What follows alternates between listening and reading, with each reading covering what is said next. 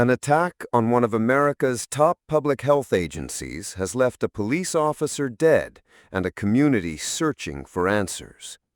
The union representing employees at the Centers for Disease Control and Prevention says the violence was no random outburst, but the foreseeable outcome of a climate soaked in vaccine misinformation.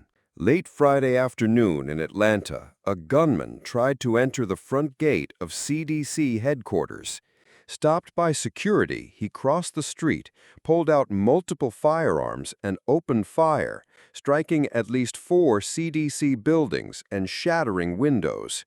The gunshots forced an immediate lockdown of the campus, nearby Emory University, and a daycare center that had more than 90 children inside. The first officer on scene was 33-year-old DeKalb County police officer David Rose, a Marine Corps veteran who had served in Afghanistan. Within moments of arriving, he was hit by gunfire and fatally wounded.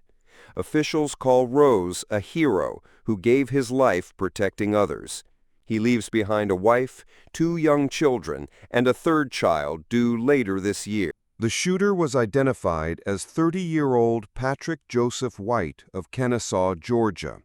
Police later found him dead in a nearby pharmacy, though investigators have not yet determined whether he died from police gunfire or by his own hand. According to law enforcement sources and family members, White believed the COVID-19 vaccine had harmed him, claiming it made him depressed and suicidal. Neighbors say he had grown increasingly agitated and often spoke about vaccines hurting people.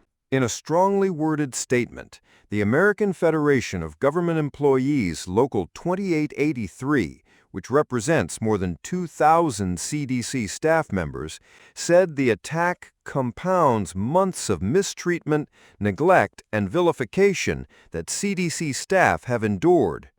The union directly linked the shooting to vaccine disinformation, urging the CDC and the Department of Health and Human Services to speak out forcefully against it. They also raised safety concerns, arguing that employees should not be asked to return to offices still scarred by bullet holes, which could re-traumatize the workforce. HHS Secretary Robert F. Kennedy, Jr., long known for his vaccine skepticism, said he was deeply saddened by the events, adding, quote, "No one should face violence while working to protect the health of others," end quote. Public health experts, meanwhile, continue to stress that COVID-19 vaccines are both safe and effective, with serious adverse reactions remaining extremely rare. State and federal investigators describe the scene as complex and caution that their work will take time. For now, Atlanta is left to grieve Officer Rose, reckon with the fears of CDC employees, and confront a sobering reality.